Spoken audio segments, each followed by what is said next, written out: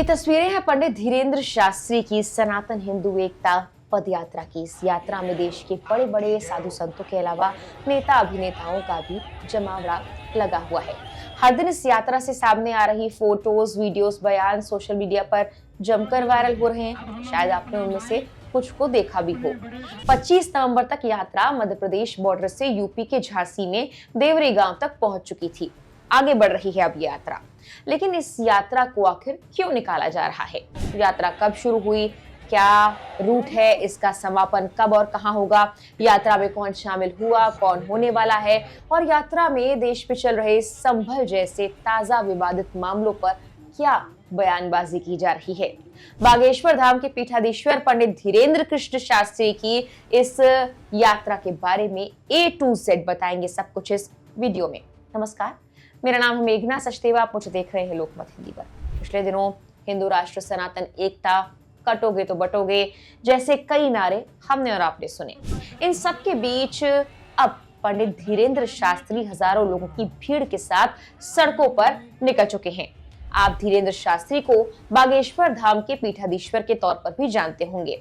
हिंदू जगाओ पदयात्रा में सिर्फ सनातन प्रेमी और बड़े बड़े साधु संत नहीं, बल्कि कई बड़े नेता अभिनेता भी नजर आ रहे हैं। 160 किलोमीटर की ये यात्रा 21 नवंबर 2024 से शुरू हुई और 29 नवंबर 2024 को यात्रा का समापन होने वाला है। 25 तारीख से 26 तारीख के बीच यानी कि यात्रा के 5वें से 6ठे दिन के बीच कई बॉलीवुड सितारे भी स्पॉट किए गए। सुपरस्टार संजय दत्त भी इस यात्रा में शामिल हुए और नारे लगाए। उन्होंने धीरेन्द्र शास्त्री के बारे में बातें भी की। कहा कि गुरुजी मेरे छोटे भाई हैं। द ग्रेट खली के नाम से मशहूर WWE सुपरस्टार दिलीप सिंह राणा यानी द ग्रेट खली वो भी शामिल हुए।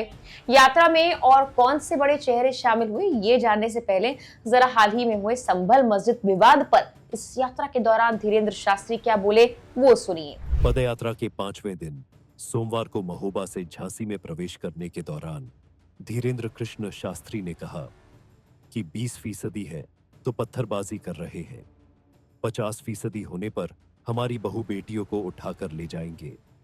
हिंदुओं को सड़कों पर आना चाहिए, नहीं तो आपके घरों पर कब्जा कर लेंगे। उन्होंने कहा कि जब तक सूर्य, चंद्रमा, गंगा रहेगी तब तक हम हिंदुओं को एक करने के लिए कार्य करते रहेंगे।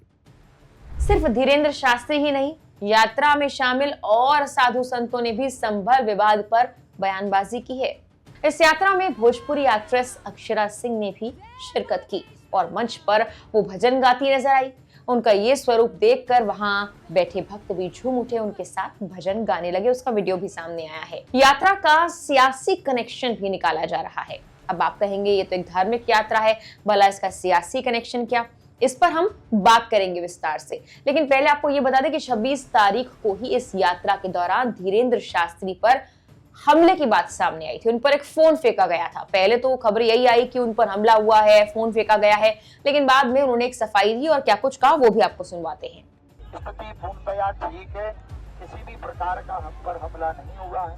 फूल फेंकते समय किसी श्रद्धालु भक्त का मोबाइल आ गया था जो यहाँ थोड़ा लगा था, वो अब वापस भी कर दिया गया है और किसी भी प्रकार से ऐसा अभी तक नहीं हुआ और किसी भी प्रकार की साजिशें न चल रही हैं। दोनों प्रदेश की शासन प्रशासन सख्त है। अब सियासी कनेक्शन की बात कर लेते हैं। वो समझने के लिए आप यात्रा के इस रूट पर भी गौर करें। जो डिटेल्स शुरुआत में बागेश्वर धाम की तरफ से शेयर की गई थी, उनके मुताबिक जो रूट बताया गया है, पहले दिन बागेश्वर धाम से यात्रा रवाना हुई। पदयात्रा 15 किलोमीटर का सफर तय कर कदारी में रात्रि विश्राम का कार्यक्रम। उसके बाद दूसरे दिन 17 किलोमीटर का सफर तय कर पिपटिक टाउन छतरपुर में रात्रि विश्राम का कार्यक्रम। इसके बाद तीसरे दिन की यात्रा यानी कि 21 किलोमीटर की सफर और यात्रा के बाद नौगांव के शांति कॉलेज में रात्रि विश्राम का कार्यक्रम। उसके बाद वहां से 22 किलोमीटर का सफर तय किया और देवरी गेस्ट हाउस में रात्रि विश्राम का कार्यक्रम। 5वें दिन का कार्यक्रम 22 किलोमीटर की यात्रा का था। ये सफर तय कर मऊरानी पर पहुंच चुके हैं बागेश्वर धाम के पीठाधीश्वर और उनकी यात्रा।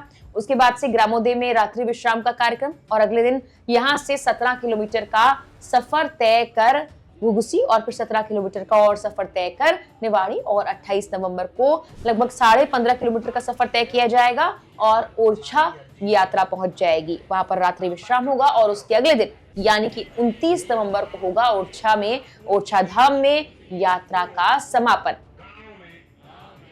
अब इस यात्रा में एमपी से लेकर यूपी तक के नेताओं का भी जमावड़ा लग रहा है, यानी कि जहां जहां से यात्रा गुजर रही है वहां वहां से तमाम बड़े नेता इस यात्रा में शिरकत कर रहे हैं। अब जब नेता यात्रा में शिरकत कर रहे हैं तो जाहिर तौर पर इस यात्रा को लेकर राजनीति भी तेज हो गई है।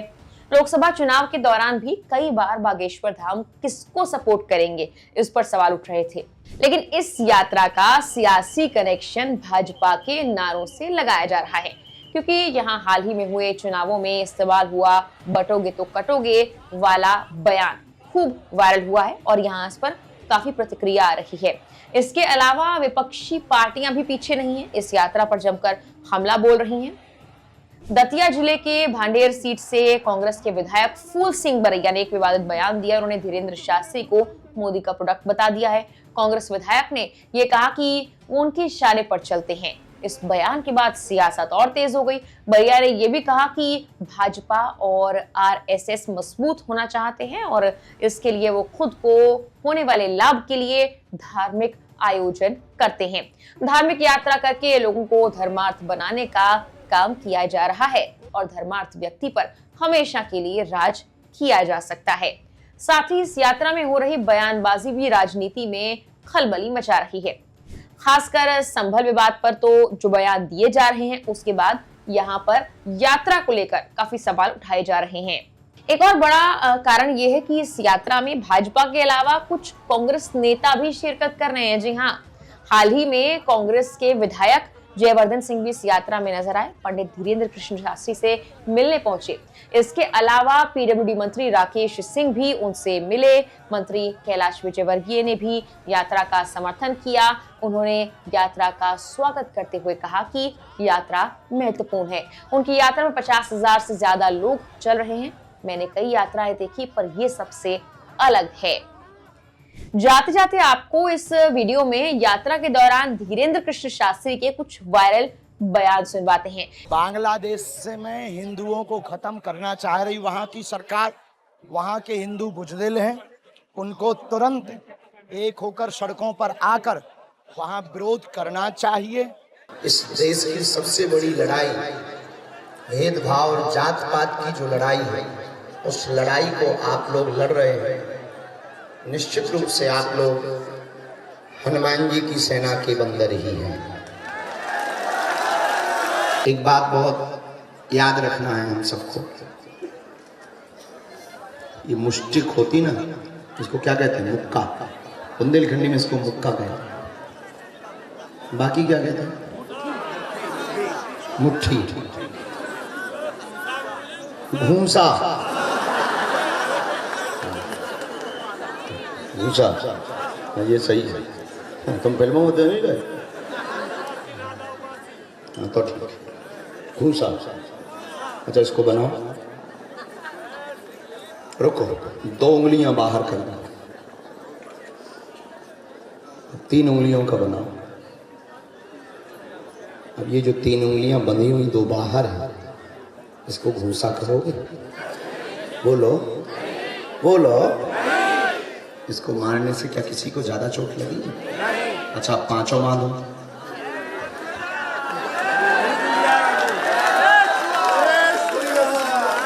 आई समझ? अगर समाज के सभी लोग इकट्ठे रहेंगे तो मारक क्षमता इतनी तेज होगी कि वो विदेश भाग जाएंगे। इस पूरी यात्रा को लेकर आपकी राय क्या है? क्या आप यात्रा में शामिल हो रहे हैं या आप इसे सपोर्ट करते हैं या आप इसके बारे में कुछ कहना चाहते हैं? तो कमेंट बॉक्स में जल्दी से हमें जरूर बताएं। फिलहाल के लिए इस वीडियो में इतना ही।